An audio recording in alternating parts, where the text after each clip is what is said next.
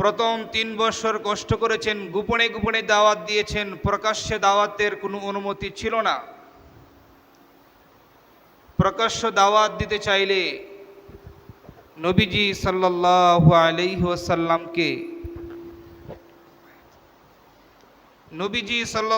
আলাইহি ওয়াসাল্লামকে নানা ধরনের কষ্ট দেওয়া হতো, গোপনে দাওয়াত দিয়েছেন।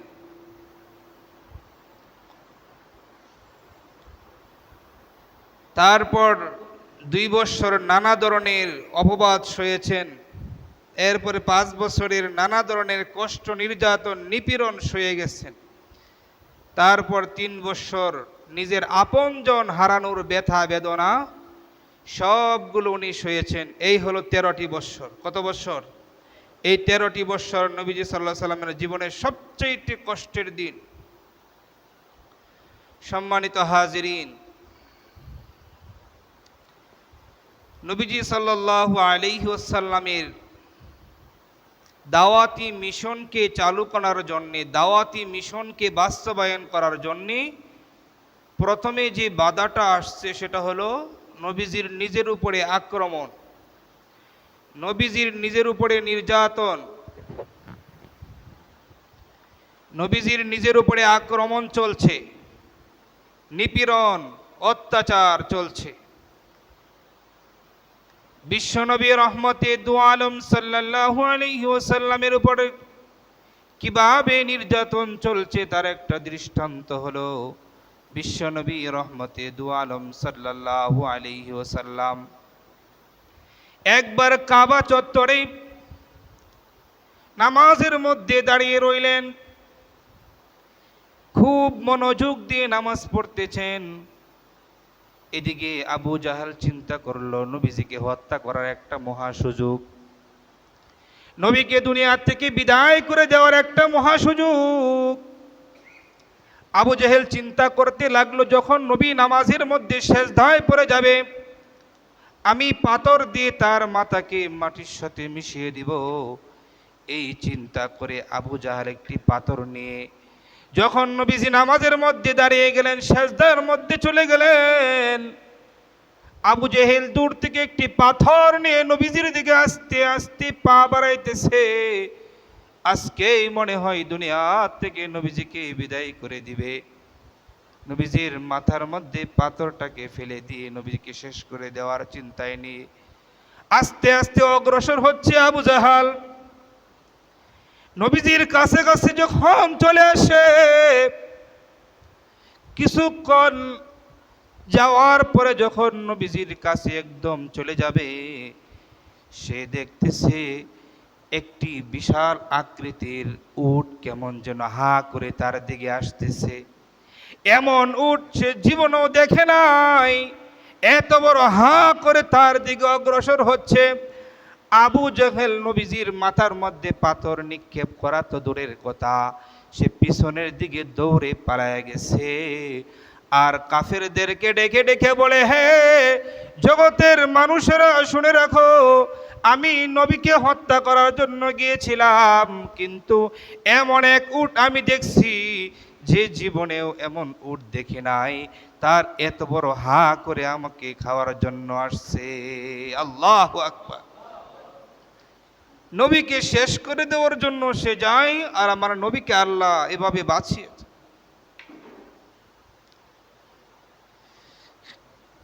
নবীজির উপর আক্রমণ চলছে। নামাজে যখন দাঁড়িয়ে গেছে নবীজি সাল্লাল্লাহু আলাইহি ওয়াসাল্লাম, নামাজে দাঁড়ানোর পর কাফেররা যুক্তি করলো, চিন্তা করলো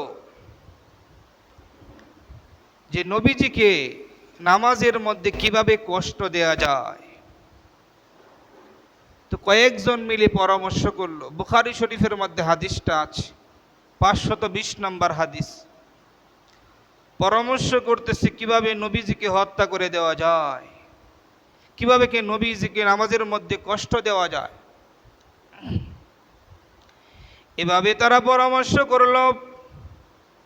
পরামর্শ করতেছে, উকবা ইবনে আবি মুআইত ওখানে ছিল। এক একজন এক এক কথা বলতেছে। বলতেছে, নবীকে যদি নামাজের মধ্যে কষ্ট দিতে চাও তাহলে ওই এলাকার মধ্যে কয়েকটা উট জবাই হয়েছে, ওই উটের নারী বুড়িগুলো মাঠের মধ্যে ফেলায় রাখছে। ওই পচা নারী বুড়িগুলো যদি তার কাঁধের মধ্যে রাখা যায়, যখন সেজদার মধ্যে যাইবে তাহলে হয়তো কষ্টটা ঠিক মতো দেওয়া যাবে। নাউজুবিল্লাহ বলেন। উকবা ইবনে আবি মুআইদ সে রাজি হয়ে গেল। সে বলতেছে, এই কাজ আমি করতে রাজি আছি। উকবা ইবনে আবি মুআইদ দূর এলাকার মধ্যে চলে গেল। ওখানে যাওয়ার পরে উটের নারী বুড়িগুলো বস্তার মধ্যে বড়ে করে নিয়ে আসে।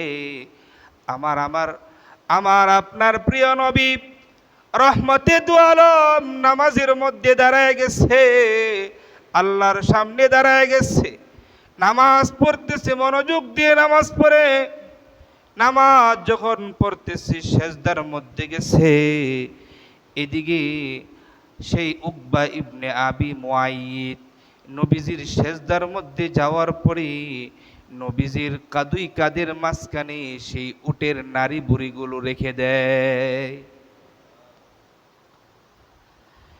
এগুলো রেখে দেওয়ার পরে তারা যখন একে অপরে ফাযহিকু তারা হাসতেছে, তারা এমনভাবে হাসতেছে বলে যে একজন আরেকজনের উপরে পড়তেছে, গড়াগড়ি খাচ্ছে, হাসাহাসি করতেছে। যে সুম্মা সাবাতান নবী সাল্লাল্লাহু আলাইহি ওয়াসাল্লাম ফিস সাজদা, সেজদার মধ্যে নবীজি দেরি করতেছেন।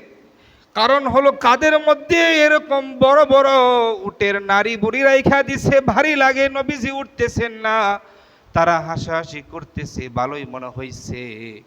এভাবে নানা রকমের কষ্ট তারা দেওয়া শুরু করলো।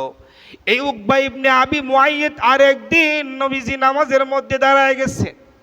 সে করলো কি, পিছনের দিক দিয়ে আসলো, একটি কাপড় দিয়ে নবীজির গলার মধ্যে এভাবে সুন্দর করে পেঁচাইয়া দইরা নবীকে ফাঁসি দেওয়ার জন্য চেষ্টা করতেছে। এভাবে নবীজিকে নামাজের মধ্যে কষ্ট দিত উকবা ইবনে আবি মুআইদ। এরকম একটা দুইটা নয়, হাজার রকমের ঘটনা যখন ঘটাইলো আমার নবীজি তারপরেও তাদেরকে দাওয়াত দিতেই আছেন, কষ্ট করতেছেন, কখনো তাদেরকে জন্য আল্লাহর কাছে দোয়া করেন নাই। আমার আপনার নবী বিশ্ব নবী রহমতে দু আলম সাল্লাল্লাহু আলাইহি ওয়াসাল্লাম কোনো সময় আল্লাহর কাছে দোয়া করেন নাই। তায়েফের ময়দানের ঘটনা, মক্কার মধ্যে 13টি বৎসর পর্যন্ত যখন দাওয়াত দিল, ওই দাওয়াত দেওয়ার পরে যখন কাফেররা নবীজিকে উল্টা আক্রমণ করে, মুসলমানকে নামাজ পড়তে দেয় না, মুসলমানের সাথে লেনদেন করতে চায় না, মুসলমানের উপর আক্রমণ করে, এরকম নানা রকম নির্যাতন যখন চলতেছে, আল্লাহর নবীজি নিরুপায় হয়ে গেলেন। মনে হয় এখানকার লোকদের কাজে আসবে না, আমি তায়েফের ময়দানে চলে যাই। তায়েফের ময়দানে যাওয়ার পরে 3জন বড় বড় নেতার সাথে পরামর্শ করলেন, আর তাদেরকে দাওয়াত দেওয়ার জন্য নবীজি যখন সামনে অগ্রসর হলেন, 3জন নেতা এলাকার যুবকদেরকে ডাকে বলে, যুবকরা কোথায় আছো, যেখানে চলে আপ, এই পাগলটাকে বস্তার মধ্যে পাথর বড়ে বড়ে পাগলটাকে দুনিয়ার থেকে বিদায় করে দেয়। তারা ছোট ছোট বাচ্চারা বুঝে না, পাথর বড়ে মনে করছে আসলেও মনে হয় পাগল। নবীজির পিছনে পাথর নিক্ষেপ করতে করতে নবীকে রক্তাক্ত করে দেয়। এইভাবে আপনার আমার নবী নানা রকম কষ্ট করেছেন দিনের জন্যে। উহুদের ময়দানের ঘটনা কে না জানি মাথার মধ্যে লোহার কড়া ঢুকছে, দান মোবারক শহীদ হয়েছে। নিজে কত জুলুম নির্যাতন সহ্য করেছেন একমাত্র দিনের জন্যে। সম্মানিত হাজিরিন, নবীজি সাল্লাল্লাহু আলাইহি ওয়াসাল্লামের নিজের উপর নির্যাতন চলতেছে দাওয়াত দেওয়ার কারণে। দাওয়াত কেন দিল? এই কারণে নবীজি সাল্লাল্লাহু আলাইহি ওয়াসাল্লামের উপর নির্যাতন চলতেছে। তো নবীজি সাল্লাল্লাহু আলাইহি ওয়াসাল্লাম এভাবে দাওয়াতি মিশন বন্ধ করেন নাই, চলতে আছে দাওয়াতি মিশন। মক্কা থেকে মদিনায় চলে যেতে হবে, 13টি বৎসর হয়ে গেল। আল্লাহর নবীজির ঘরটাকে তারা ঘেরাও করে রাখছে, বের হতে দিবে না, ঘেরাও করে রাখছে।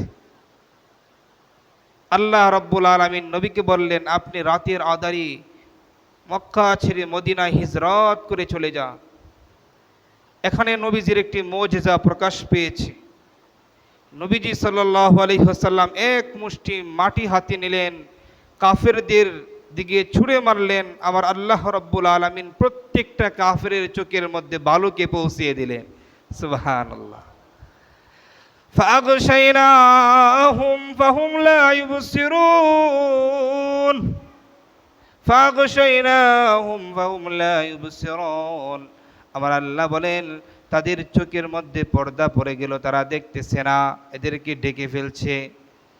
আল্লাহ রব্বুল আলামিন নবীজিকে আদেশ করলেন মক্কা থেকে মদিনায় যাওয়ার জন্য। এইদিকে মক্কার লোকেরা মনে করছে সে তো মদিনায় চলে যাইবে, তার ঘরটাকে ঘেরাও করে রাখি।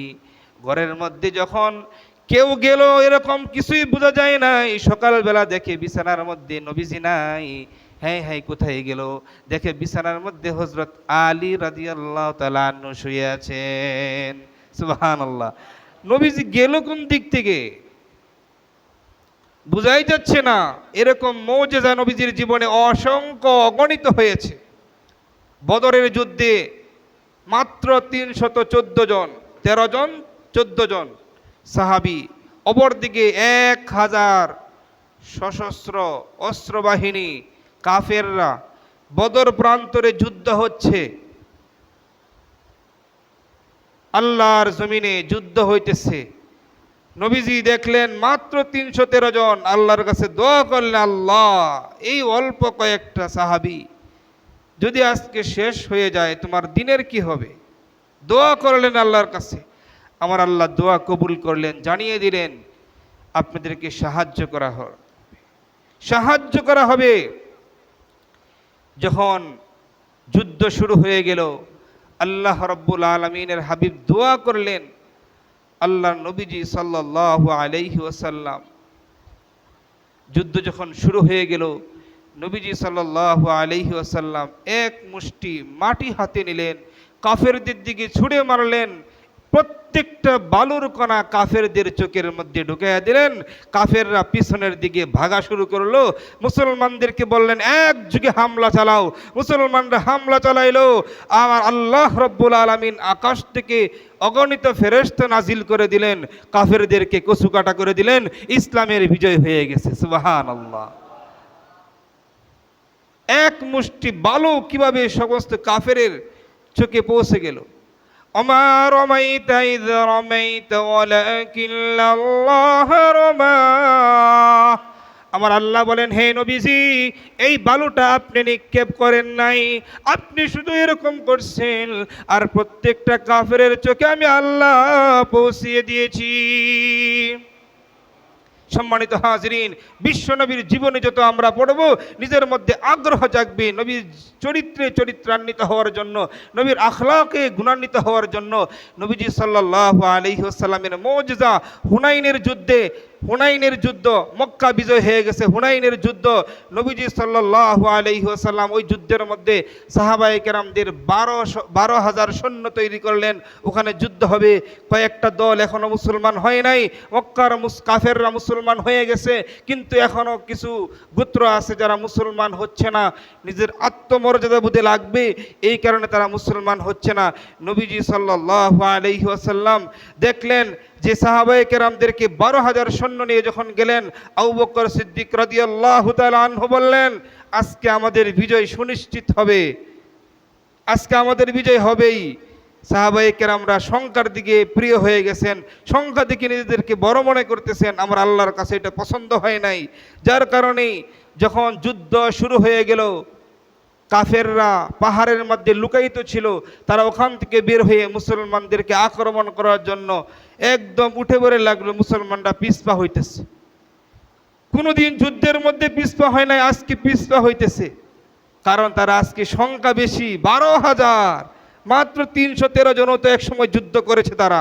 আজকে 12,000, এই যে একটা সংখ্যার দিকে আল্লাহর প্রতি তাওয়াক্কুল কমে গেছে। আল্লাহ রাব্বুল আলামিন মুসলমানদেরকে দেখাইয়া দিলেন সংখ্যা দিয়ে কোনো কাম হবে না।